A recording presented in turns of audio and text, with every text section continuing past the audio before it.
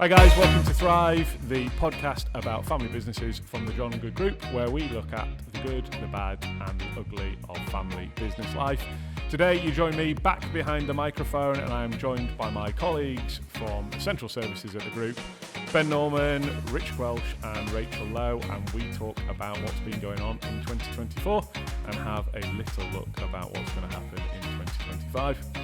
So go grab a coffee, sit back, enjoy, and I will see you on the other side.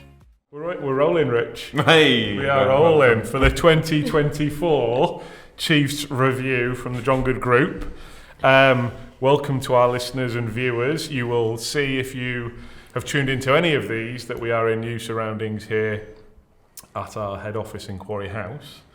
And I think this is a perfect place to start, actually. So who wants to tell the story of this year and our big move?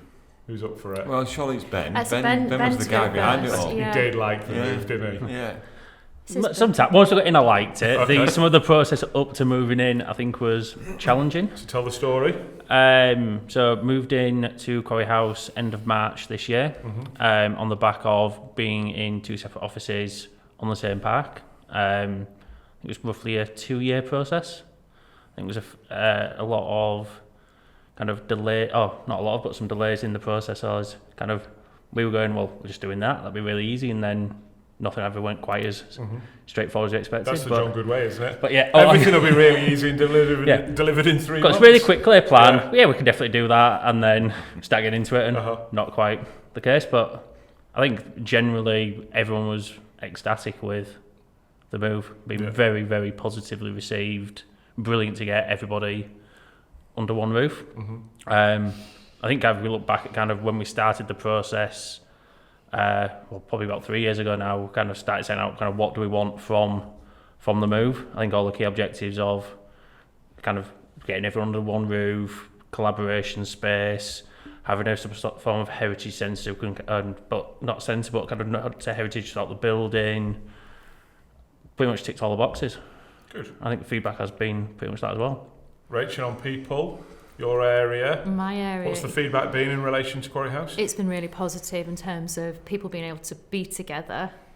You know, you can see it when we go down to lunch. People are interacting. They don't feel like they're in different areas anymore or different bits of the business. It's really brought everyone under one roof and to feel part of one business rather than segregated like we were in the like Dan was split down in Parkgate.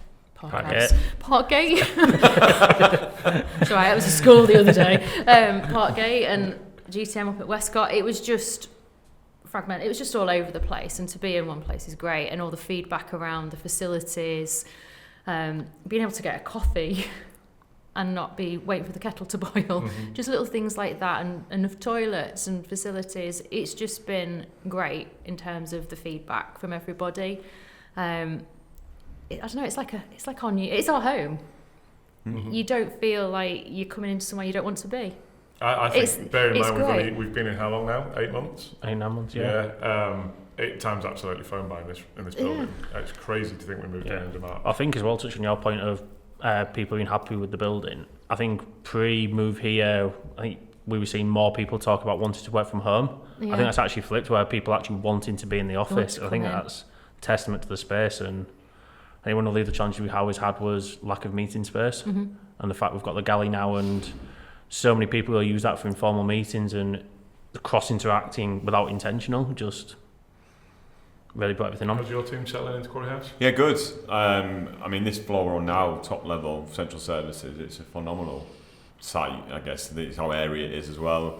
The team love it because ultimately... Airy or hairy? Wow, if you're talking, it's hairy. It's good, really good. And just the ability to collaborate, using those cheesy terms, but ultimately it allows us then to have, within the businesses, we can meet across all the different floors. I think the one thing for me, not from a marketing perspective, but actually more of a community thing, is the whole FEO partnership and the Children's Sales Society more recently, is the fact that they're using our office space, but Quarry House to be able to, for them to deliver their own initiatives. I think that's phenomenal. The fact that we get all these different people walking in through the galley, it just creates that hub of vibrancy and energy, and I think it's brilliant. I genuinely, probably it was a great move, whoever's decision it was through 3 or 4 years ago, to say, actually, this is probably a good idea to take over this space. I think it's been a shrewd move. I think ultimately the group, when it moved out of Matthew Good House, always had an ambition to try and find a new home, a proper permanent home where we could all be. I think we got quite lucky actually in finding this space. Ultimately, it was Ben who found the Parkgate office where we moved down into, and some of the central team. And that allowed us to grow that relationship with Brooklands, and we got the advantage of then moving into Westcott, and that was another step because that allowed us to bring GTM over, and then it was because of that relationship that we ultimately got here. So I think it goes all the way back to those early days, but I think to reflect on what you guys have just said, the big bit for me is just how many of those original objectives we've delivered on. So we wanted a place where everyone could be. That was a big one for us. We wanted to try and do it in a sustainable way as possible, and I think we've ticked quite a lot of those boxes in terms of the products and the fit out and the way we went about doing what we did. We wanted to focus on local, where we could prioritise local suppliers over more national, international suppliers. I think we went a long way along the way to achieving that. Tim had 2 big ambitions for this building, so that's Tim Good for listeners and viewers. He wanted it to be a hub for the local people, which was a big deal, and that's where the Sailors Children's Society and the FEO come in. Massive difference. Great to have a different type of organisations in the building. And he wanted to show off heritage. And it doesn't matter where you go in the building now. There's just little subtle nods everywhere you go to the heritage of the group. And we're at 192 years of trading, in 2025. It's massive. And I think we've managed to capture a lot of that heritage throughout the building, which again is great. So I think that's been a massive step forward for us this year. But not the only building that we have moved into this year. So if we talk about TEPS, so TEPS had a big building project this year. So we invested materially from a group perspective into TEPS this year. We built a new warehouse that added circa 25,000 feet of warehousing space. And we built a new office as well for the team down there. So that's been another massive step forward. And it's just great that we're able to start upgrading all of these different locations. And I think we've been able to do that definitely in Hessel and definitely down at TEPS. Now, I was listening back to the 2023 podcast. I don't know if you guys took any time to listen back. One of the things that we talked about last year was making sure that we didn't get into a scenario where it was an us and them, and we had maybe a nice big head office, and we maybe didn't deliver that fully. How do people feel about, have we achieved that objective or not? Do we think we've still got work to do, or do we think we've moved that forward as much as we might have done? It's never going to be perfect, because ultimately the majority of the employees of the John Good Group will be sat in head office. But I actually think, even from yesterday, we had a lot of the London team come up, because obviously they've got training today with T2. So they took advantage of having probably a day of talking operational around GTM, and that I think we've done a pretty good job getting people up into this office. And also I think what we do a really good job of is the Christmas party. I'm probably jumping the gun slightly, but the fact that we are encouraging people to travel from the corners of where they live to come here to Hull, and start to utilise the space a day before, a day after. I think we've done a pretty good job, as much as we can do, from a personal opinion. You guys? I think... Sorry. I was going to say to you. No, I agree. I think it's never going to be perfect, but we've achieved with what we have. And also, yes, we've now got other locations around, but it's about what we do to kind of replicate. As long as we've got the replicator of the main things, they know they've always got this place to come to, and wherever they go, it'll always be similar or like for like. But we're on that journey to developing these environments that are very much like one of the, like this building, or like Paul Forden House. We're getting there, but we have achieved what we're setting out to do, but we've still got a bit of a journey to go. More to come. More to do, I think. I think for me as well, we're recognising that where spaces need upgrading, we are doing.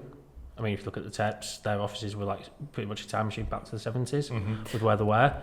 The London team have moved into a new office this year. The facilities there are brilliant. So I think what we are doing is, whilst we're recognising each office is different, each office has different needs, and making sure that what we're that business is based, we are making sure those needs are met to a minimum standard. I think that is the key thing. Mm-hmm. Yeah, I think, and as you look at what we've done in terms of bringing new businesses into the group as well, I think there's always going to be more ambition to carry on doing more and more. Mm-hmm. And we've now got that significant presence in the southeast. And I'd like to think we can start to deliver to the standard that we have here across that area especially. It's a big growth area in our travel business, and that I think is something that we need to probably try and get hold of next year and keep pushing on with that stuff.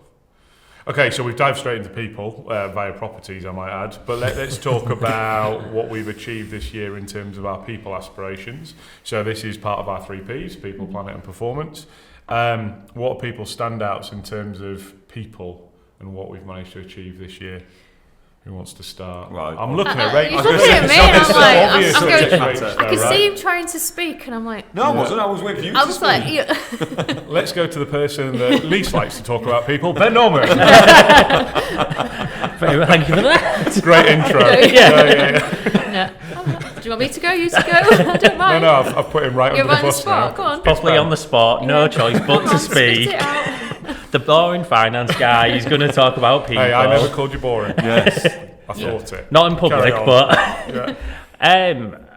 I think, well, we've already touched on the property of kind of bringing standards up for people. I think there's been a lot of more initiatives that were started last year, carried into this year, things such as T2 carrying on, that developing, things such as the initiatives such as Live the Dream.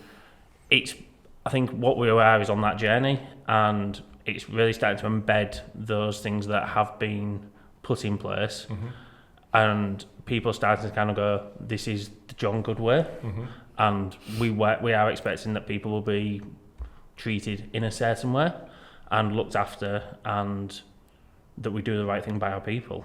And you've obviously referenced kind of new people coming into business and making sure that when they come in, they feel part of the John Good group very quickly.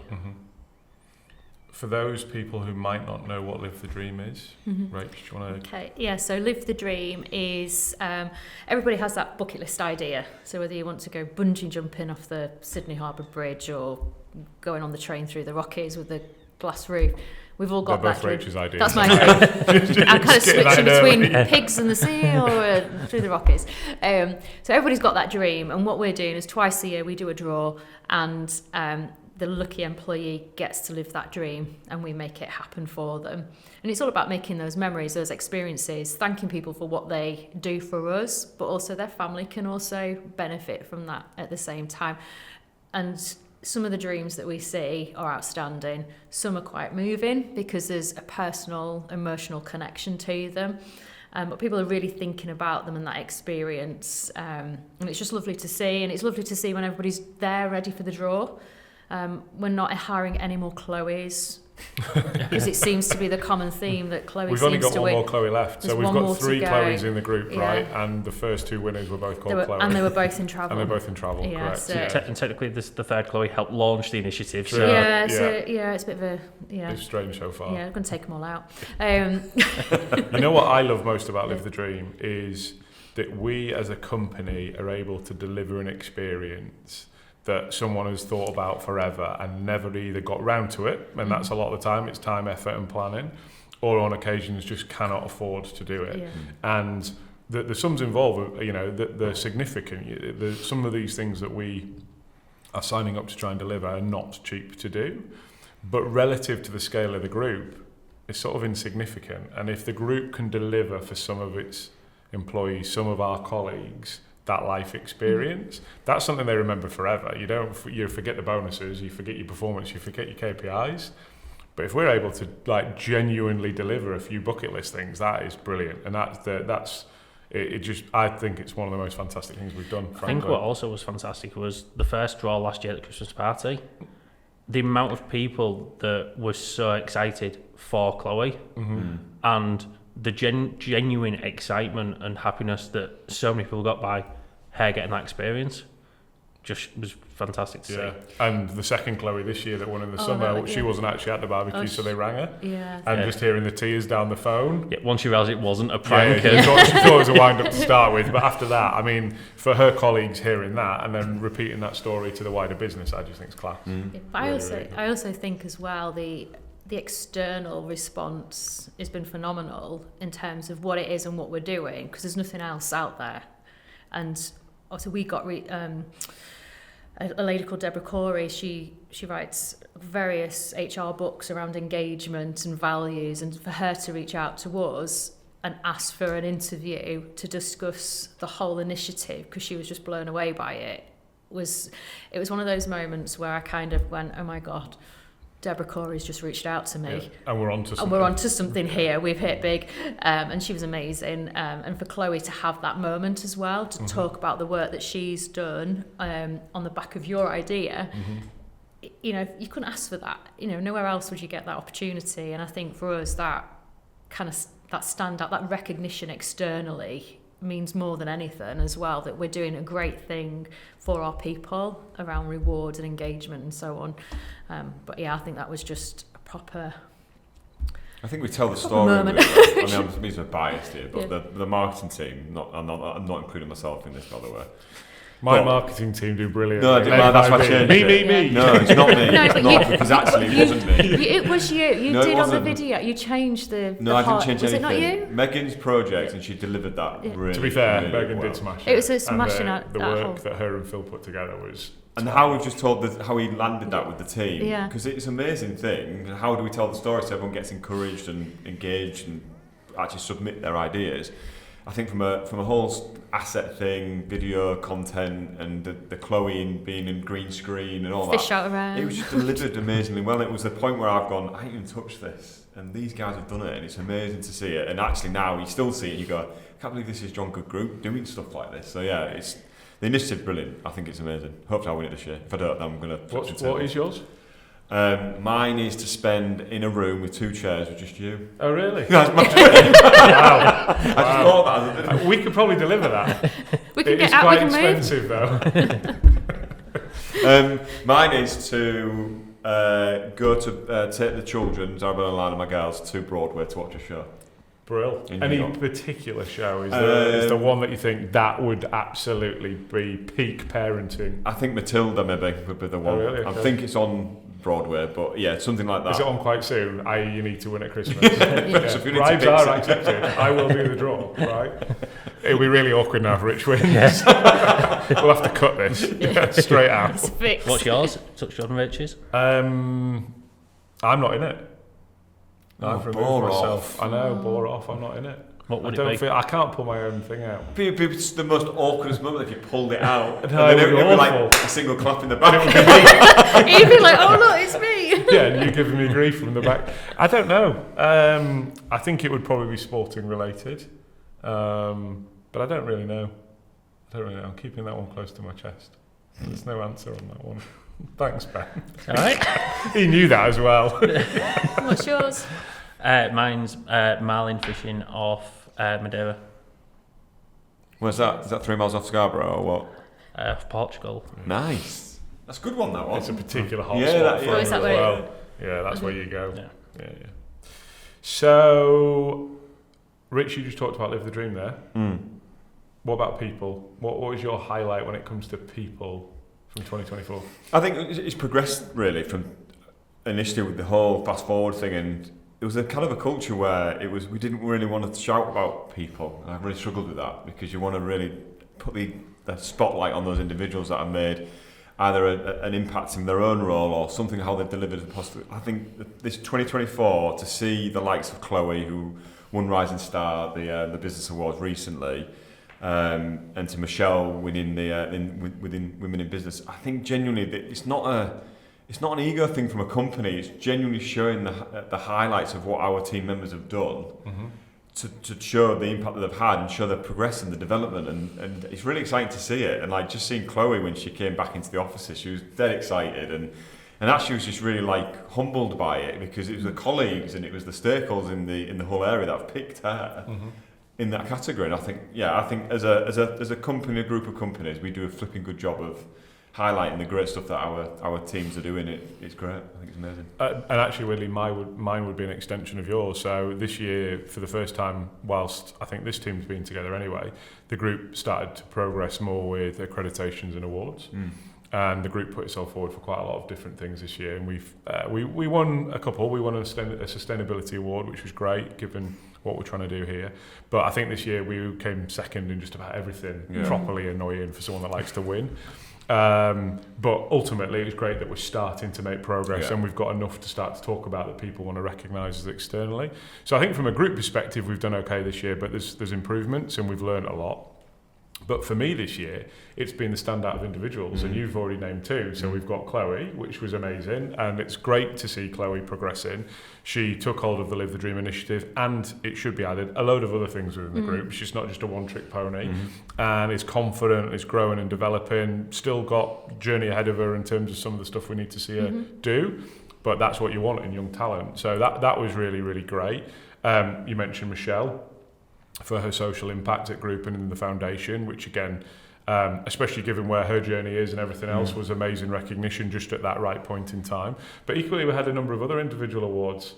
I was chuffed a bit for Sarah Walton. Sarah Walton getting that win. Mother Hubbard. Mother Hubbard. I mean, like Swalton, bit of a GTM legend, being in our business for a long time and still doing it.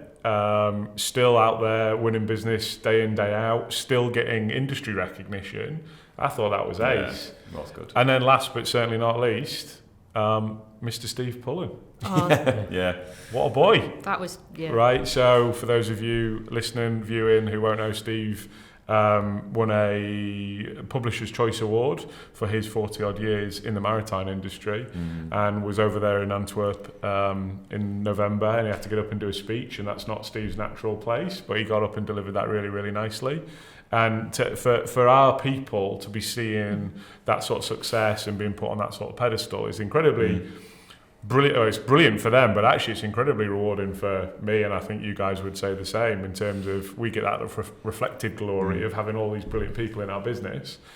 And actually, from a storytelling perspective, I think individual stories are far more powerful than group ones, ultimately.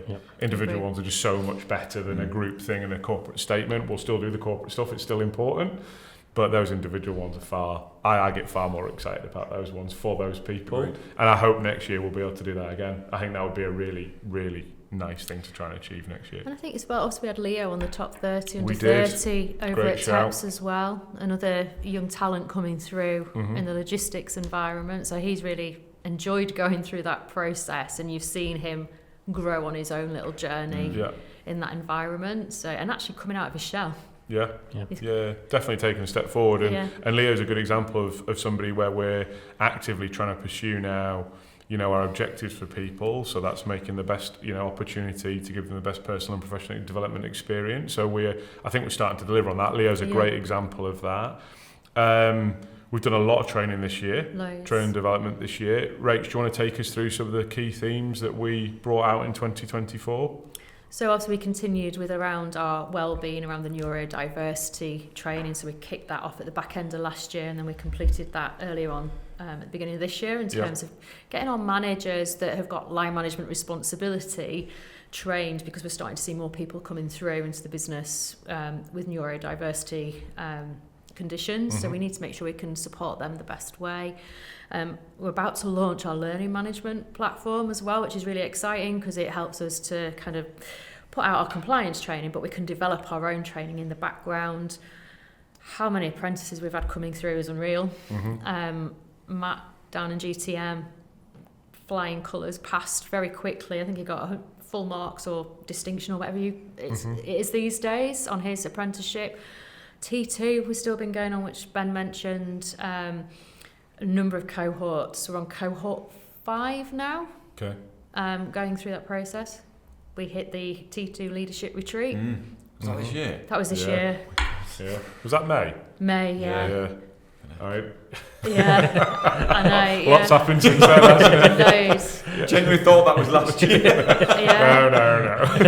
Yeah, we've had all like the directors training, employment law training. one thing for me that's training, good. Sustainability in GTM. The menopause training for me. The menopause, yeah. I thought that was, out of everything that we've done, just from what personal experiences through mum, I thought it was the best thing we've ever done for men, particularly because we can spot potential signs. Brilliant. I think it's a I fact was that completely oblivious to most of that, I'll be honest, until we went through that training. And it gave me a completely different appreciation of the world around me. I think it was the fact it was just straight away everyone open, just very open conversation.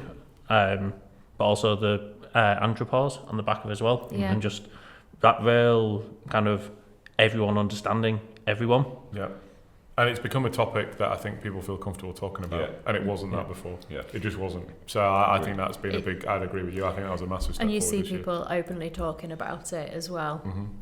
It's just walking up the stairs, somebody will collar you and say, "Oh gosh, this has happened now." And I'm seeing Tracy, and Tracy's been a godsend for a lot of females in this business, who was the menopause nurse, in terms of them getting their treatment as well. So they're. In a way, we've had a double impact in terms of awareness raising, but ensuring females that are going through it as well can go and see somebody and know that they're going to get the right level of support and the right medication and everything else, because it's just so hard to get that at the minute. So we've had that real positive shift as well. And also, as you said about the men asking for Tracy's number for their partners. But also on the back of that, we've also just launched Life Stage as well, which is the male and female health. So where women or men, for any medical condition, are having to go private because they just can't get seen on the NHS, they can claim that back. So we're really doing things to help that side and ensure that people get the right treatment and support they need. And the Life Stage is, I've never heard of anything like that come out as a medical benefit. It's absolutely amazing what it can do for people. So it's just been a year of a lot of training, which is great because that's what we want to do. It's about our ambition. We're giving people that opportunity. My own team have been through quite a few HR programs as well to really upskill their knowledge and their experience, but to give them the confidence to be great HR people at the same time. So you touched on training and the amount of training we do. Does anybody remember what we said the word of 2023 was from last year's podcast? Chimp. And then there's obviously certain elements that the famous terminology of chimp, and we've all had our chimp moments over the past 12 months. Your chimps come out? Yeah. Really? For those of people that might be listening that don't actually understand what it means to say your chimps come out, what does it mean? So chimp means essentially that's your shadow self, so something that triggers you. So for me, maybe it'll be somebody may say something in an email that's not particularly on point or fact. So that'll trigger me as a personality, and I may get slightly enthusiastic sometimes when it comes to the response. Did I get that right? You did. There's a prize, a special prize. To sit with you in a room. 1 hour with me in a room, for free. Like most of our one-to-ones. I'm glad you took your answer, not mine then. It's easy, you can get the... So it was, we said it was chimp, right? But if you go and listen to last year's podcast, we said the word foundation hundreds of times. Foundational year, building blocks, foundation this, foundation that. That was really the word of last year. So I started to think a little bit about that because, since last year, our headcount has gone up maybe, 18, 90 colleagues over that period of time. So it's a good job we were doing a foundational year last year, because I think we wouldn't have been able to cope with some of the things that we've tried to do this year, or that we are doing this year. So let's look ahead slightly when it comes to people before we change tack and move on to planet. We've got now 230 something colleagues in the group. Is that right? Just a little bit lower, about 220? About 220, 225, yeah. Okay, so we're around that sort of mark now. Just to put that into context for people who maybe not aware of the group that much. I mean, if you go back to the end of 2022, we'd have been 80, 95 maybe, 80, 90, 95. So a big change in not a massive amount of time. So How do we think that's going to create challenges? What are the opportunities and what are the challenges for that when it comes to people and what we've tried to do so far, and how much of that can we genuinely continue at the same rate, same level, same quality? Big question. It's a very big question. Go on then, Rich. Go on. Give us your best blag answer. Obviously, when you're acquiring businesses or businesses joining us, there's always going to be different cultures, which ultimately means different people, and that's just life, isn't it? But I think we're not, and I think I said this in the last podcast, the internal comms isn't perfect, but I actually think we do a pretty good job around informing the wider group what we're up to, what the key initiatives that are being embedded, what training's coming up, what socials that we're delivering. I think we do a really good job of storytelling that and ensuring that everyone's on the same page and no one's missed out. Mm-hmm. I think we do a pretty good job of that. I think we've done especially with the Execs acquisition with the team in London. That was kind of new territory for us. It was a brand new team in a completely different location, and it was that whole, how do we ensure that they feel the benefit of the John Good Group sat 300 miles down in the middle of London. And I think we've done a really good job of that, and that's down to the people team, allowing them to be integrated and onboarded in the way we feel the benefit of all the benefits that we have. I still think we've got a long way to go. I think the recent acquisition, that's a big thing for the business, and there's a lot of people that are joining the business as well, and how that transitions into the culture that we want to allow everyone to be absorbed by. I think it's a big project. It is, because we're all at different stages, and I think that foundation year, which you talk about, was great because it allowed us to get our ducks in a row here and get our people into a place to be able to do what we want to do and need to do. So everything could be ticking along here whilst we're integrating. So we've got those that are a little bit ahead that can support the others coming into this business, but they can also see that journey. They can see what good looks like, which is really important. And in terms of the challenges, it is that you're bringing businesses in that have always done it their way, and they're then expected to come and do it our way. So we've got to take those baby steps with them and take them, engage them, bring them on that journey. And that's always the hardest bit, because there is some people that don't want to go on that journey because they're quite happy, but it's how we can sell it to them in terms of what's in it for them, what's their benefit of coming on board with us. And we're already starting to do that. In terms of the new acquisitions and showing them this is our language, this is how we work, but we've got to take them step by step. And it might be a step forward, it might be a little step back. It's just going to take a bit of time. But the great thing is that our people are already on that journey and they can help them to succeed, because we don't want them to fail. We want them to come with us. And that's always the hard bit, and because they're at a distance as well, you do feel that you need to be with them to bring them with you, but there's so many different ways we can do it, and we can see that from what we've done with Wexus. The guys that came over from them, we've done that from remote and going down and seeing them and getting them involved in other things, so we know we can do it. It's just always going to be a little challenge because of the businesses we're acquiring. I think that if you look at the businesses that have joined the group, using the word foundations, but the foundations that were put in place have, whilst there is challenge, if we'd not got those foundations in place and actually embedded a lot of the work you and your team did last year, that challenge would have been tenfold greater in trying to kind of bring people into the group. I think the fact we have a system now, the fact we have more standard kind of benefits we're offering, all that has made it a lot more of it's not a seamless process, but it is a lot smoother process than it otherwise would have been. I think people appreciate that when they have joined the group.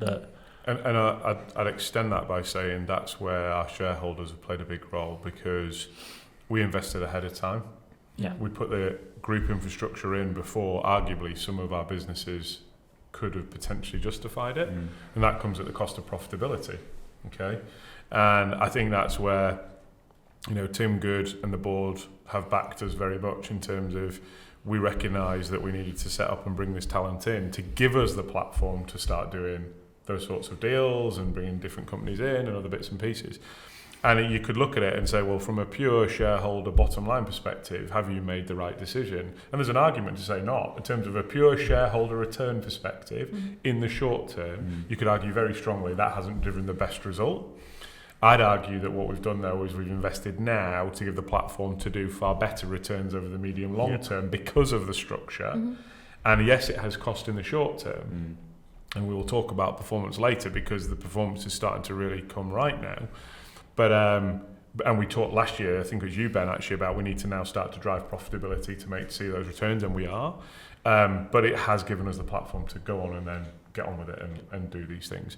The only thing, and I will close out people now, but I think there is the one other element now, is we've gone through 3 years now of this team broadly being together under the new Fast Forward strategy. And it feels like we're sort of coming to the end of the start. And to this point, we've had a very much one-size-fits-all approach to how we've run our businesses, how we've done our marketing, how we've done our people and the bits and pieces. And we've got all of that good work in place.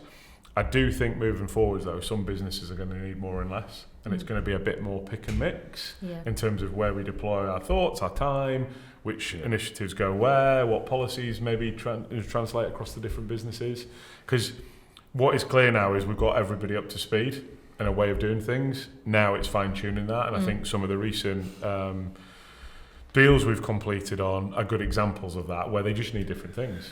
Padlocks is a different type of business to other businesses we have, and it's very small relative to all the businesses we have. It needs a different way of managing it. CT Group is the complete opposite end of that, and that's going to take a different set of skills and things. So I think the 2025 challenge, to summarise, is going to be us being a bit more agile in our thinking and applying it in different ways at different rates, and equally deploying the central services where we're going to get the best return. I think that's going to be a really, really important objective for next year. Has anybody else got any other objectives for next year they want to talk about, or shall we get moving into Planet? Moving to Planet. Let's move to Planet, Okay, so we got our carbon neutrality again for last year, another step forward for the group. So that was 2 years back to back now, which was a big deal.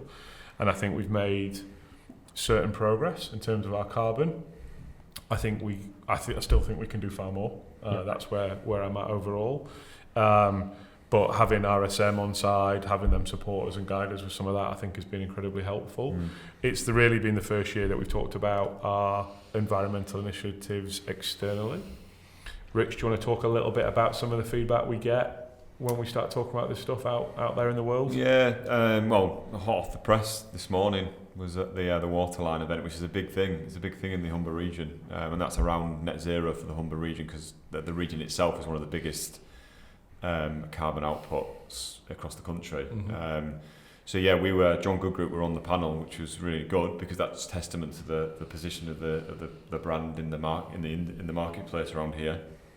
And we went to tell the story around our ESG within the midst of all that, the planet side of what we do. And people are fascinated by this. I just call us a minnow compared to everybody, the big blue chips, because we're an SME and we're a smaller side. But we definitely box above our weight when we come to the planet side of our planet initiatives, from the carbon removal to carbon reduction initiatives that we do. It's not cheap.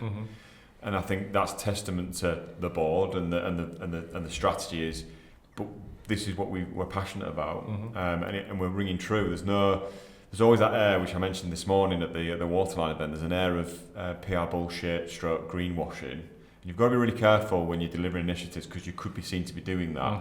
But if you start to root into us and our in-depth impact report, and we're doing it properly via measurement by third party, I think actually we become a bit of a template really for other businesses, not just family business, but other businesses that need to start to integrate some sort of ESG plan strategy into their business. So we get some really nice feedback around stakeholders, around the community and other businesses. And I've had actually a couple of messages over the past couple of weeks saying, could we just sit down with you for an hour? How did you do it?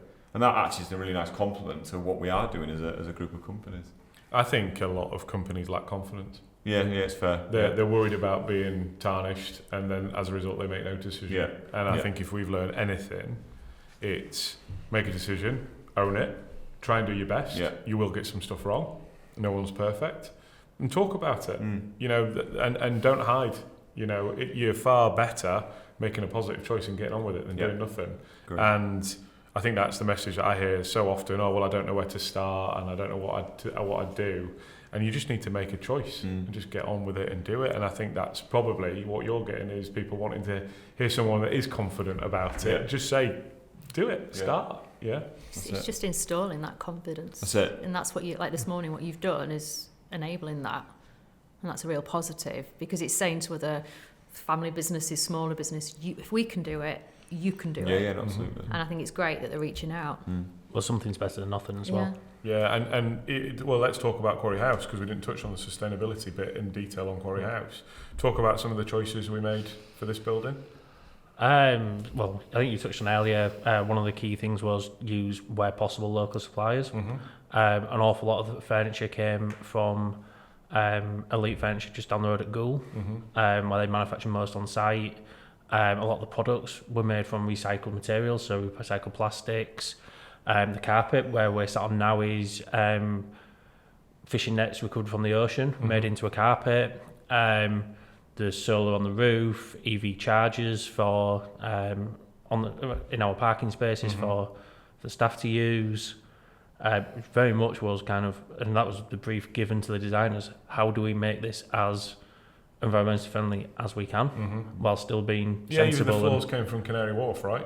Yeah, so all the raised access floor was all recycled. Yeah, it was out of one of the Canary Wharf buildings and moved up rather than buying new. Yeah. So and fair play to Brooklands for helping on that. They really tried to work to that sort of standard as well, didn't they? Yeah, I mean, when we looked at kind of some of the, I think that was one of the choices with Brooklands as well, was the standard they were building the building to, and some of the choices they were making in even the brickwork, the slate, on the roof, their whole approach to the build very much aligned to us as a business. And I think even then with the designers, absolute how they approached it and what they wanted to achieve, it was all that alignment throughout the whole process. And I think it probably almost touches on where Rich was saying with the carbon impact, finding those key partners that are aligned to you and on trying to achieve a similar goal is a massive help in that process. They did help hold our hands a bit, didn't they? Show us the right direction, challenge us a bit when we may be going off kilter a bit. Yeah, and I think it's also as well, you're asking an expert to help you listen to them. Yeah. So, environment, I think we've continued the story from 2023.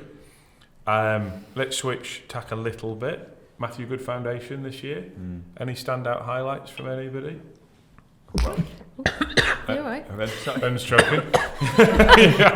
When we talk about Matthew Good Foundation, Ben. There's none from Ben, as it turns out. Sorry, choking on my coffee. What are we talking about? We're talking about the Matthew Good Foundation. I mean, I genuinely love being at, when we get asked to do events, and you know, when you're on panels and whatnot, like I just get so passionate about what we do when it comes to the Matthew Good Foundation and what they facilitate for us as well. I just think, I always tell the story on the fact that all the team members get the opportunity to give via what they feel passionate about, which I think is amazing. I just still can't get over it. I've been here 2 years, feels like 20. The Matthew Good Foundation for me is a massive, amazing vehicle that does deliver so much for what the people that work here, and everyone lives and breathes the value of. Can we try and help something or someone? I mean, I could sit here for talk about for hours, to be honest, and what it does and what it means.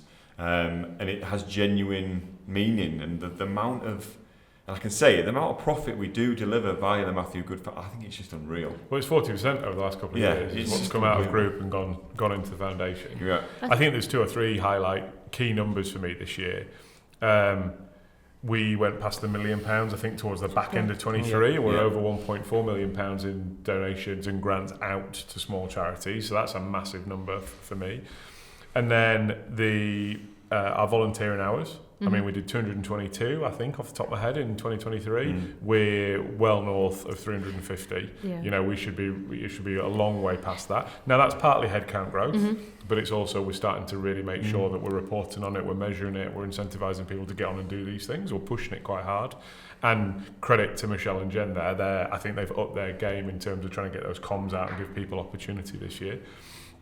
Something I think you've all been involved in this year in one way or another, though, and I think it's been an initiative which has helped more this year, is the pro bono work.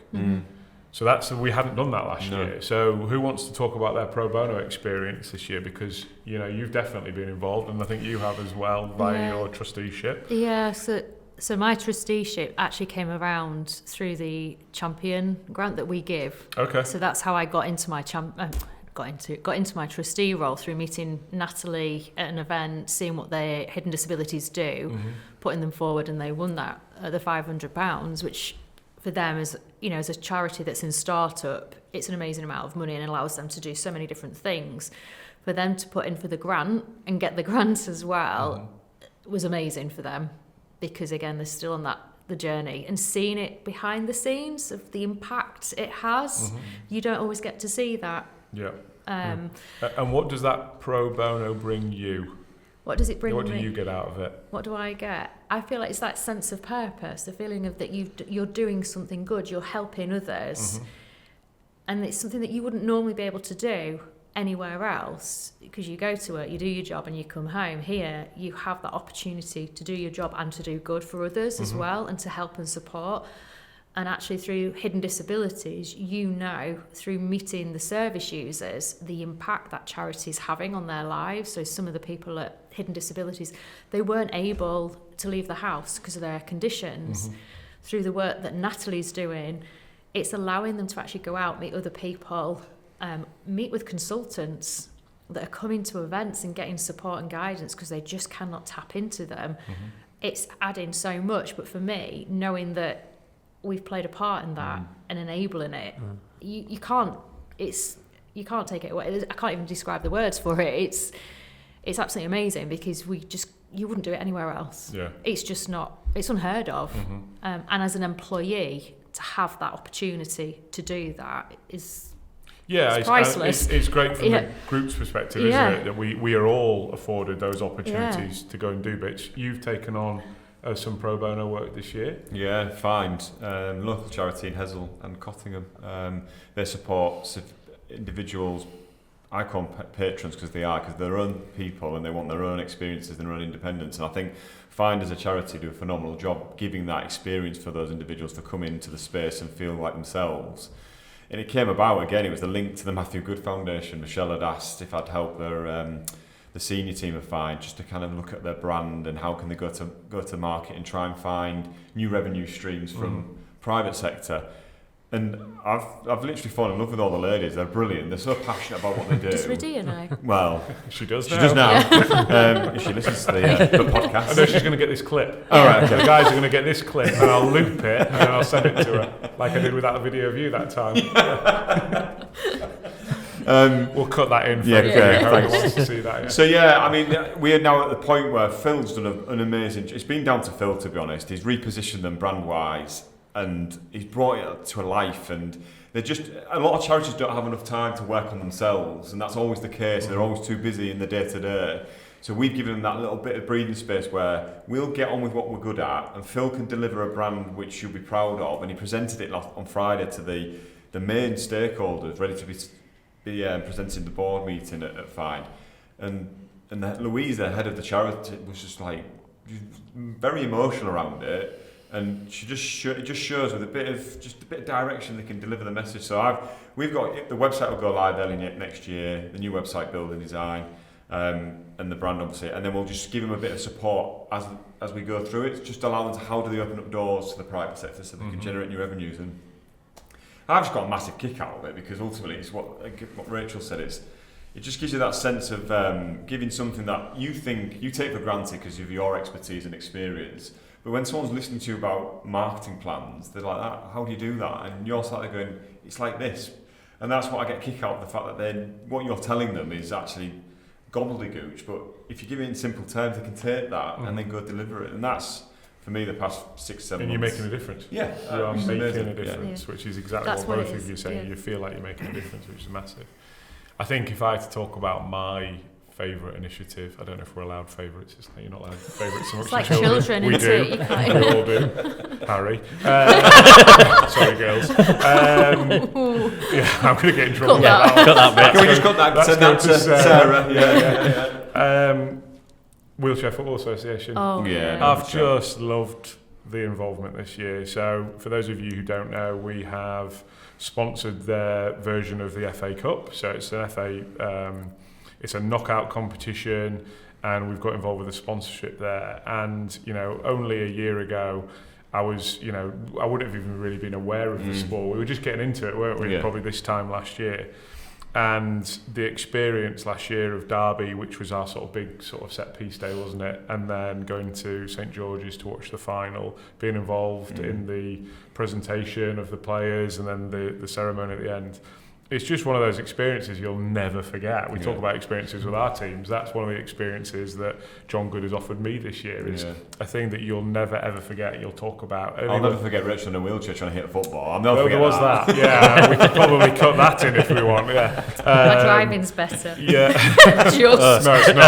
Yeah, well, I can confirm it isn't. But then more than that, we got so much out of it that we sat down with the team. Yeah.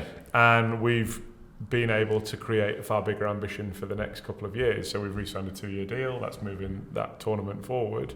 And I think we will play a very small part in helping them to lift their sport. Yeah. And that is so cool. Yeah. Because, it's an incredibly inclusive sport. The culture of the people that are involved is just second to none. They're all super welcoming, super friendly. They want you to be involved. They want to help you understand the sport. Brilliant. That by far and away, I think my standout for 2024 was that.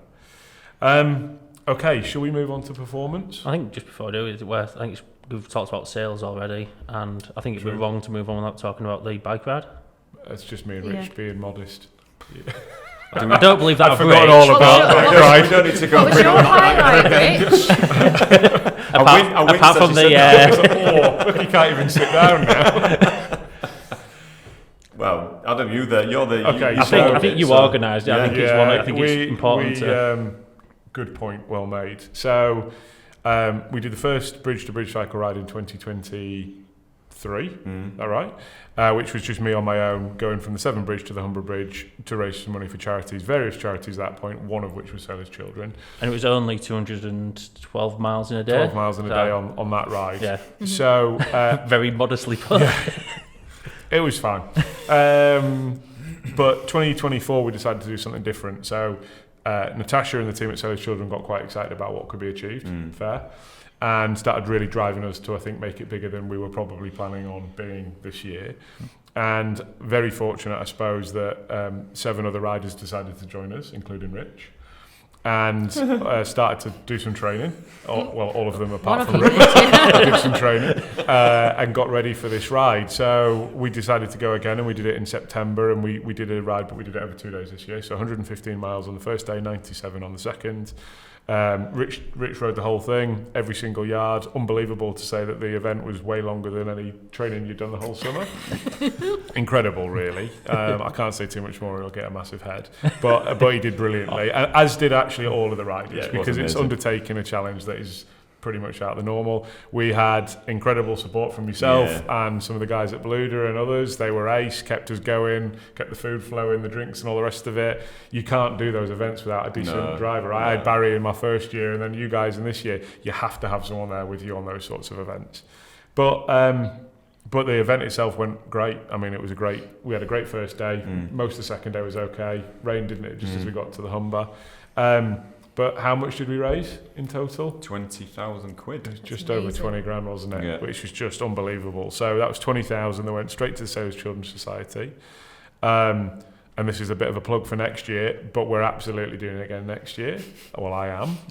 Rich, are you up for it? Sorry, Are you really putting him on the spot now? I have put him on the Are you doing it? I think this morning from Phil at RSM as well, he was like, you've done really well, Rich. Do you want to do it again next year? I was like, I'll just do 7 days of golf, 6 a.m. till 6 p.m. So you're doing it next year? I think it's your time to commit. I'm on camera now and I'm not going to commit to anything. I don't know yet. Okay. How can we convince you? So we're going for 30 riders next year. We've already probably got 10 or 12 signed up. So we're trying to make it far bigger next year, and we're going for 50,000 raised, I think, next year. So that's the plan. Natasha and the team are now driving it. It's got way beyond my ability to organise an event. So we'll see where we get to next year. But big number. So if anyone's interested, you know where I am, and you'll see me and Rich at the start line down at the Severn Bridge in June. Right, let's move on let's talk about performance. So, Ben, do you want to just give us a bit of a run through about how 24 has been, how we're doing in the divisions, what that means for group overall year on year? Just give us a flavour for how the group's performed. We've already touched on the last couple of years of being very much foundational, so setting the foundations and investment years of getting the structure right to allow us to start accelerating that growth. 24 has been to plan, and I think in some cases exceeded, and we are definitely starting to see the return of those investment choices. I think the group, we have different divisions, the diversification, you see ups and downs in all of those businesses year on year. And I think the fact that we do have that kind of spread does definitely help. I mean, if you look at it, Maritime, last year was through various different kind of challenges in the marketplace, etc., was slightly below where we expected it to be. This year's definitely bounced back and been ahead. Great effort by the whole team there to really put in another outstanding year. I say last year was behind, it was still on kind of historical terms a cracking year. Yeah. It's just behind expectation. I think it's just more where we're starting to push and kind of wanting to challenge people to push themselves and go, what can you achieve that is behind? TEPS last year was absolutely outstanding. But again, this year, on the flip side to the Maritime division, has had market challenges outside of their control, which have impacted their trading abilities. Still on for a really good solid year. And Paul and the team have done really well to kind of steady that early in the year and drive it forward, and we're starting to see that coming back in the latter half, so that's really positive. I think if we look at the travel division, that's the one that has really hit the accelerator and really performed. That's where we've also put an awful lot of investment over the last couple of years in sales and marketing, and Rich and his team and Laura and her team have really given us the drive to go achieve what will be a record year by some way for that division. If you look at the amount of investment we've put into travel, it's massive. Absolutely massive relative to the size of that business. But we are categorically getting paid back on that now. I mean, 100%. Record year ever was just shy of $500,000 bottom line. We'll be at least 2 times that, maybe 3. So somewhere between 2 and 3 times. It's huge in a year. Yeah, and it's the people we've brought in as well, and the confidence that we've given the consultants, the training that they had earlier on in the year around negotiation and so on, really helping them to believe in what they can do, and that is starting to show. Yeah, and I think that's the Wex's opportunity from 23 has proven to be successful. We've been able to bring those guys in. We've learned some things from them. Some of the bits that they were doing, we've been able to adopt. They've learned some stuff from us. They've been able to adopt our bits. But the performance of that business is far stronger than I think we were expecting. So that's been really nice to see. We've still maintained the majority of the client base, which is good. We still haven't lost a client in that business through any fault of our own. We've lost 1 or 2 for global RFPs and bits that we can't service. So I think that's been real positive.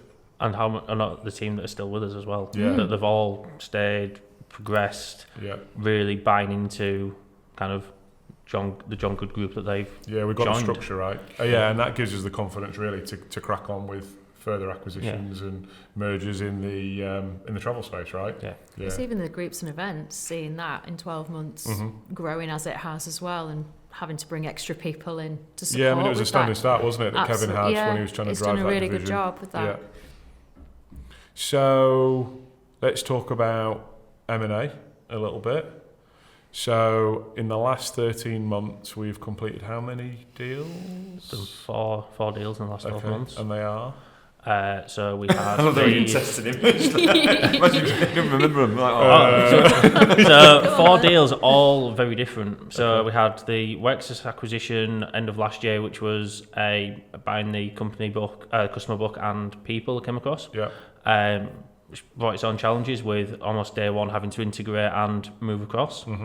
Earlier this year, acquired Arthur Smith, so a port agency, maritime business on the south bank of the Humber.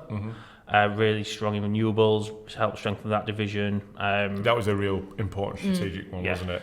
In the Smith brothers that are there, complementary skill sets that we didn't have in the wider team, and that offshore renewables piece is the big growing market in what we do, right? So we had to get into that. Another family business. Yeah. What are they, fourth and fifth generation? I can't remember, what multi-generational. I think it's fourth and fifth. David's daughter's in the business, real true family business, sharing values, high quality people joining to complement what we have. Yeah. So really, I think strategically important, but just from again, it's another family business that you're helping keep going, which is brilliant. Yeah.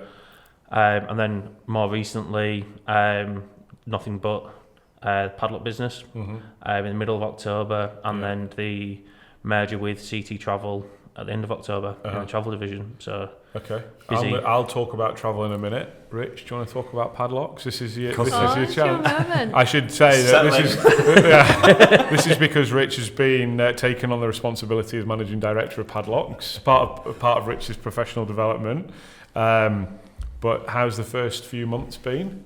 Yeah, I mean, really early days, but it's a very, very good company, just how it's been built, literally, from the processes and even the site itself. And the fact that it generates the sales that it does is testament to how it's been built, which is, to allude to the listeners and the viewers, ultimately it's an online shop.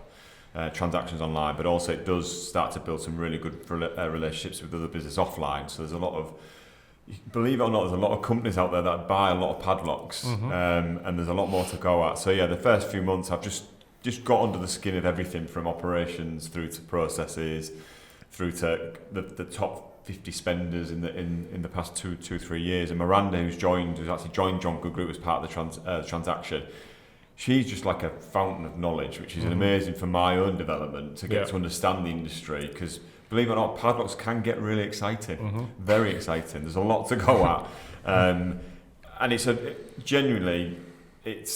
already on a really good foundation. It just needs a couple of strategic rockets, and I think we'll have some exciting stuff with it.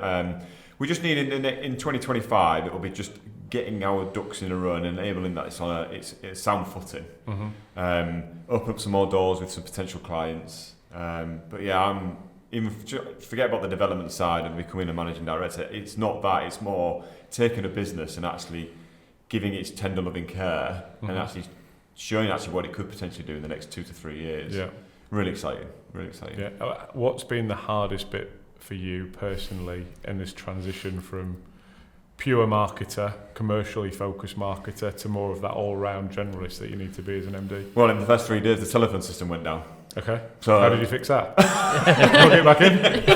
Or ring down like I did? Which one was it? I just said, stop using pigeons. Stop using pigeons. No, it was, and that was reality at that point. You're right. It's that mindset transition as well. It's not just about PPC and SEO. It's not. It was. I got a phone call from Miranda saying, we haven't had any phone calls the past couple of months into the business. I'm like, right, now I've got to start thinking like a strategic managing director. So right, straight to Darren, like, Darren, what is the problem? We need to find it. Use the experts that are unbelievable at the job. So Darren, within about 2 hours, resolved it. It was through an external part, blah, blah, blah. But that's, thankfully, we're now having phone calls into the business, which is great. That's a good start. Good start. Yeah. So it's been, I'm still on that journey, and it is tough, like trying to jump out this whole marketing thing. We have got a great team, and they'll do what they'll do. And it'll lead me to, which they've said, you get on, Rich, and try and become that person around trying to drive a business and get involved in televisions and pick, pack and dispatch and margin and all that kind of good stuff. So I've touched everything really over the past 8 to 12 weeks, which has been good, really good. I think the first half of next year will be really getting into the nub of it and properly getting into where we can save and where we can enhance and what new business can we bring on board and what telephone systems and email systems that we can bring in-house, which is going to make the efficiencies of the business a lot better. Yeah, it's been, as I'm talking now, it's like even the first 8 weeks I've learned so much, and now I know how a telephone system works, which is great. Tell us one interesting fact about a padlock. It's a great question. Yeah, what did you tell us that nobody knew? I mean, it's not a really good one, to be honest. Not really, what I'm about to say, but the whole key alike and master key, I'm still trying to get my head around it. And it's a big thing. It's a very important thing for businesses who obviously have potential sites around the country where you have valuable stuff in it. Actually, here's one, a good fact is there are certain padlocks that insurance companies will recommend because they're at a certain level of accreditation. So they'll actually recommend a specific CEN rating for that potential, whether it's a warehouse or it's an IT centre that they need to use padlocks for. That's an interesting fact. Sorry, Tim didn't send me that to ask you, okay. just to let you know. Well, I'm surprised because every flipping day I get a message from him on WhatsApp asking me, Keep going, Tim. It's Tim Keep quiz, it's going. quiz time, it's padlocks. I'm on the toilet, Tim. You're still answering though, don't you? 100% you're still answering. No doubt about it. Absolutely none. Right, I'm going to move us on from padlocks.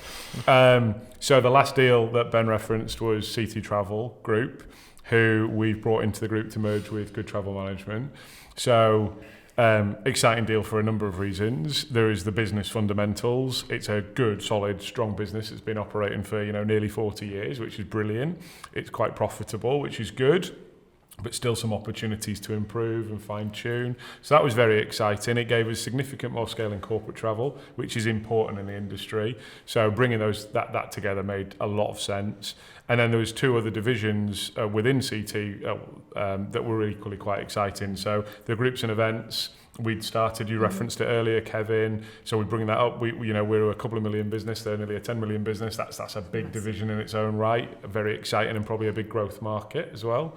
And then the leisure business, something that our travel business got out of quite a long time ago, just strategic choice at the time, but equally not a comment on the market itself. And actually the Pettit's business, with their niche and the focus and it being really, high-end, tailored, brilliant little, trips for people, really, really special and delivering experience, I can get right behind that. I can get super excited about that type of business. So I think in terms of the business fundamentals, really quite exciting. And then I think the other thing for us is we were scaling our business anyway, and we've referenced Laura coming in and driving the commercial. We've been adding some senior people to our business, and we would have carried on doing that whether we did that deal or not. And I think that was the other exciting bit for me, in that the leadership team in CT came across with the deal. So we didn't have anybody that exited. They've all come across in various different ways. So Mark Kempster, the original founder, is a non-exec now. So it's great that we can draw on his expertise and his industry knowledge and network and contacts. And he's a useful sounding board when we're talking about some of the development of anything internally. I think that's going to be really important as we move forward, and having that sort of slightly external person to the thing as a non-exec is really important, because you can use him in that way, and that's different to what we had before. So I think that brings really nice balance of experience and some distance. And then I think in Tom Kempster, who's Mark's brother, Tom, technically brilliant, knows the industry and the tech side of things very, very well. And he complements our existing teams really, really nicely in all of that. And I think between David, North and GTM and with Tom, we've got a really nice mix of how that's going to work moving forwards. And Tom can help us do the integration plan, make sure that we deliver that successfully. So I think that's really exciting. And then in Claire Collins, who's the COO at CT Travel, I think Claire, first few weeks and months, has made a massive effort to try and get involved with GTM and move around the business and come up and engage with the different teams. And that's been really, really nice to see. And I think what I'm starting to get the feel for is in Claire's team and the team that we've got here, we've got some real talent. And we've always had talent, but now we've got depth of talent. Double. Yeah, and all of a sudden you can see how we're going to get hold of this and we're going to be able to move this business forward, because we've got more people, which means we can have people being specialists and we can develop this thing that will allow us to grow and move forwards. And I think the travel business feels a lot like where we were in 2022. There's now a foundational year that's needed, and we're going to have to build out a platform. We're going to have to get the tech right, which is where Tom and Dave can help, and then we're going to have to get the operational bit, which is where Claire can take a lead on it, and I think it's Natasha on their side, and we've got Julie on our side, and then we can start to work out all these things and how we're going to make all this stuff work. Really, really exciting. Groups and events, Kevin and their team can work together. I just think we've got talent everywhere now, and that gives me so much confidence about how that division is going to move forwards now. So I think that was a big one for us.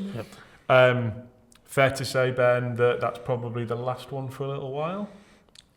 Or do you think we've got a few more up our sleeves? I think it's the last one we're actively going out to do or to find, but I think we're always going to be in a place where if the right opportunity is there, we know we have the capability to do it, and we have the resources to do it. So if the right one's there, we will look to do if it makes sense, but we won't be actively for probably 12 months or so going to find the next one. And for mine and your well-being, is that a good thing or a bad thing? I think a good thing. I think. Talk to me about your M&A experience in 2024. Opposite ends of the spectrum of kind of despair at times of, are we ever going to find the right business? To the kind of relief and happiness of when you look back and go, actually, over the last 13 months, we've got 4 deals done. Yeah. I think we were chatting the other day, over the last couple of years, we've probably looked at 500 plus businesses. Yeah. Progress on those has ranged from looking to starting processes and everything in between. And no 2 deals ever seem to be the same. Conversations ever the same. And I think the learnings have been great, though, of knowing when to ask the right questions, have more frank conversations early on. That's been my big learn. Get all the frankness out really early, because it sets really solid direction and pathway for the rest of the conversations, and the more fluffy you are at the start, the harder it gets. I think we ended up probably tried to be overly kind of softly too nice. Initial conversations probably at the start of when we started looking at the processes, whereas I think now it's actually we've learned very quickly that benefit on both sides is be very clear of expectations and where we want to be. And either have we got kind of a basis to progress, or should we shake hands without wasting both sides' time and leaving a good place? Because it is frustrating from both sides, isn't it, when you've been kind of dancing about for weeks or months to then actually get down to a number and go, actually, we're not at the same place. It's definitely get there quicker. 100% is my learn from this year. Okay, so we've talked a lot about other teams. Should we have a little chat about this team?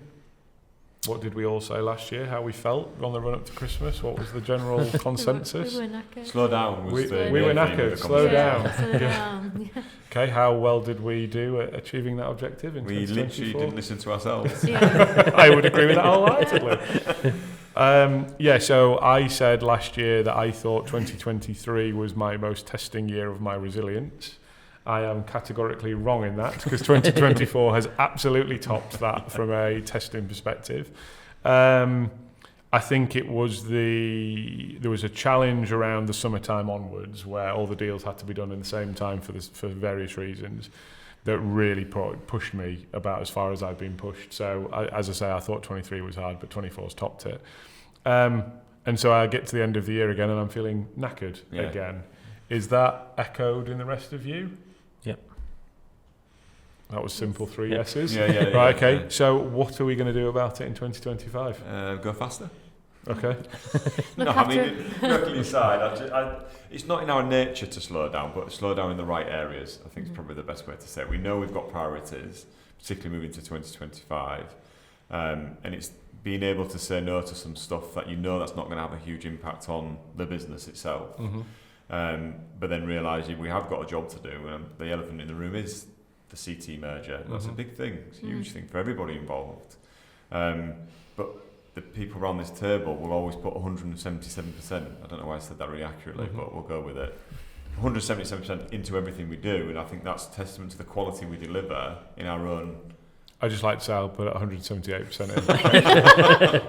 Not that I'm competitive, as we found out this year, but I will put 178 in. I just think it's all well and good saying slow down, but I just don't think it's in our makeup to be able to do that. It gets frustrating. Hard. It's hard, and I'd like to add something to that. I think this year we saw a lot of the management team step up. You talked a lot about that. We talked about Chloe and Debbie, and your team's developed no end, and Reece and Mike. And in theory, that was supposed to buy us all capacity, right? That was what it was supposed to do. We're going to delegate down, we're going to have a bit more time. But I actually think, to a certain extent, you're absolutely bang on in that all we do is then we take that capacity and we just fill it with a load of other stuff. Right, and that's what we've done. That's exactly what we've done in 24. We've got a middle management team and some senior people in that team as well who are taking loads off us. And all we then do is go, I've got a few extra hours, what 10 other things can I start? And it's great, and that's actually how we've achieved a lot of what we've achieved since 2022. But we can't keep running that. And I think you're right in that we've got to start being more selective. We just can't do everything. I think it's also as well, if you look back over the last 12 months, the size of some of the projects we've delivered, that by having those kind of guys supporting us has allowed us to do. But it's not as though we're going to keep doing that number of size of projects regularly. We've already touched on kind of no direct active M&A next year. We've done effectively 4 M&A, new head office, investment at TEPS for the warehouse and office there, new HR system, everything else been coming in. I don't have those necessarily big projects next year other than the things so like the integration of the businesses, kind of be it CT, be it Nothing But, be it Arthur Smith continuing. It's more getting to use the word foundation again, but getting all the foundations back in place to go again. Rather than actually do big new again next year. You missed out one of the biggest projects actually. The Christmas party. Christmas party's huge, yeah. This year it's going to another level. I don't think we're going to go past this year. Yeah. I think it's a tough one. Yeah, we're I getting disagree. bigger.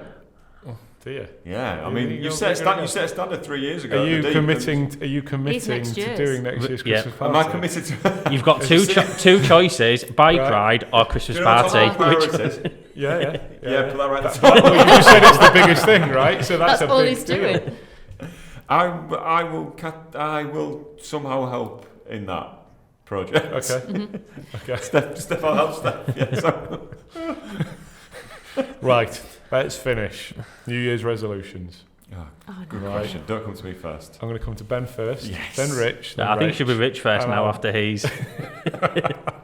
Is it sell a padlock? I mean, it's the easiest thing ever, right? There's no more to that. Right? No, it's not sell a padlock. It's how many padlock puns can I get into everything. Right. Yeah, you go to bed and I'll unlock mine. Oh, Rich. The key to next year's success. Nice. Right. Okay. Go on then, Ben. I mean, I think it's probably going to be similar for all of us, but it's that take stock, kind of get the integrations right, make sure everything's kind of, again, but foundations in place to allow the next wave of growth, however that may come. Okay.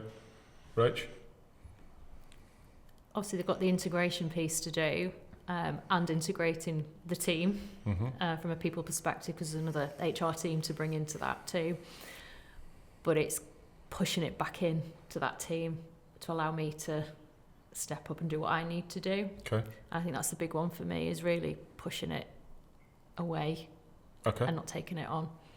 Thank you. Good one. Sell a padlock. Okay. Is that it? Just one? Some MD, this guy. One trick pony. Who promoted him?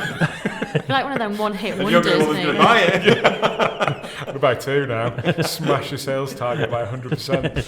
Empowerment and stability is probably the 2 words that are in my head at the moment. So empowerment around, alluding to what Rachel said, is the marketing team get on and let them get on and take elements off me so I can get on with being Padlock's MD and the whole CT area of transition, and that stability is key, and that again, that is the Padlock's thing, is make sure there's stability there and we build on the stability ready for a growth year.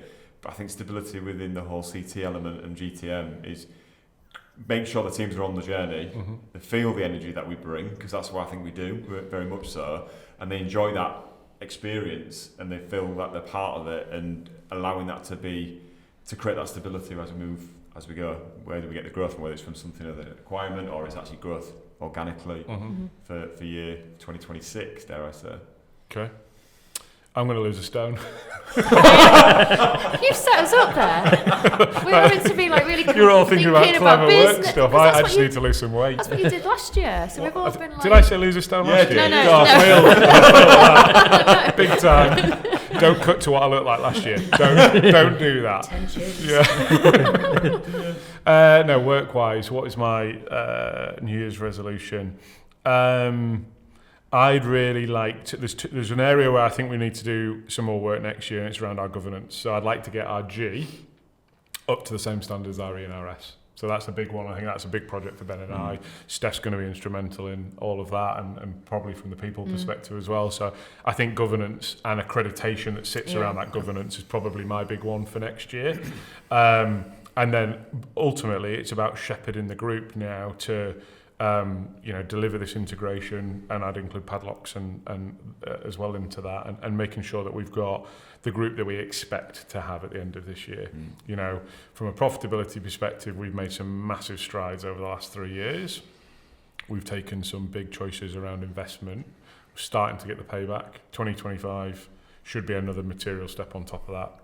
The business should be putting itself into a profitability area that it's historically not really been at that level, and we need to just make sure that sustains. So lose a stone, get the governance absolutely right, and let's make sure we deliver on our choices for the last couple of years. Has anybody got any other questions for me? You got one question last year. Oh, that's good. Yeah, but you all got one question last year. Yeah.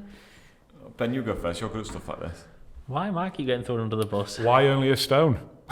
Yeah. Why not 2? And how will you do that? Come on. That's your question. How will I do that? Yeah. Steps. Steps. It's all about steps. Yeah. That's You what Life listen to leaderboard. No. Oh yeah, I No, love no. steps. 5, Yeah. 6. His goal is top the You Life No, leaderboard I for think steps. I think I can get to second. I don't think I can get top. But I've beaten Steph now. That was the important one for me this year. And now I think I can get to second. So that's it. Rach is done. Anyone else? Anything else? What is your highlight of the year? A bit serious, but Of this year, Oh wow. Highlight of this year.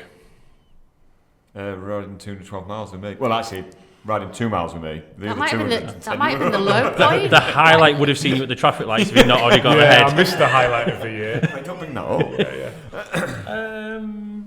I thought there's loads. There's just too many. I think we've talked about a lot of them. The individual awards I get really passionate and excited about seeing people getting the recognition. They're always massive for me. On a personal note, I think starting to see the fruits of our labour. And I think that's it. Rich, last question to you. Yeah, it's a good. I really want to make it into a 2025 question.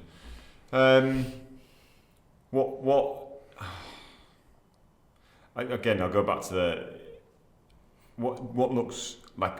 I'll use the word good. What's good for you at the end of 2025 when it comes to the fact that we have bought a similar sized business to us, and we've got other teams around the country. What looks good when it comes to culture, and how we're going to get there? That was 2 questions. I know it was, Which one but do you want to I pick? wanted to get the second one in as well. So good is everybody feels the benefit of being part of a bigger group. So whether you're existing and you've been here forever, you're still feeling like John Good's giving and it's a great place to be. Whether you're brand new, either you've joined us or you've come in through one of these deals, you recognise that being in the group is better than being out of it. That will be success for me. And if we can take the majority of people there, that's how we'll do it. How will we do it is we need to make sure that everyone has access to all of the things that the group offers, and we need to treat people how we want to be treated. So that's giving transparency, straight talking, being frank when it needs to be frank, being supportive and empathetic when we do. That is the culture that we have within the business, and we need to make sure that spreads to every corner of our business. So that's how I think we'll go about it. That is far easier said than done. But that's what we'll go about trying to achieve next year. Good answer. It's a really good one, yeah. Good work, guys. See you Is that us? next year. See you next See you year. next I won't year. talk to you again unless till then. But yeah, it's nice to see you, Rich. All right. I'll get a different jumper. Yeah. Worst jumper. It is the worst jumper, Rach. Well, I did look at a different one. Oh, well, at least you looked. I did, and then I thought, well, She Ben, thought Rich I is didn't going to think get Ben a proper would go Christmas to jumper that. this year, so someone else needs to get the grief. I think we dress up as Santa and elves next year. We've already got it set up, lads. No, you're stitching me up already. I'm not I know you stitching are. you up. You just didn't get organised this year. That's the only problem. No, it's because Rach never suggested it in time. That's why. I kind of came up with it at the Smile Ball. Oh, that was yeah, Friday. On Friday, yeah. It was one of them brainwave moments, Great. but a bit late. So tune in next year to see what happens to Adam Yeah. Walsh. Oh, we're still recording. Can't wait. Right, come on. That's it for this year, guys. I hope you've enjoyed our podcast so far. Tune in the new year for some more. But until then, have a great Christmas and an incredibly prosperous 2025. Thank you.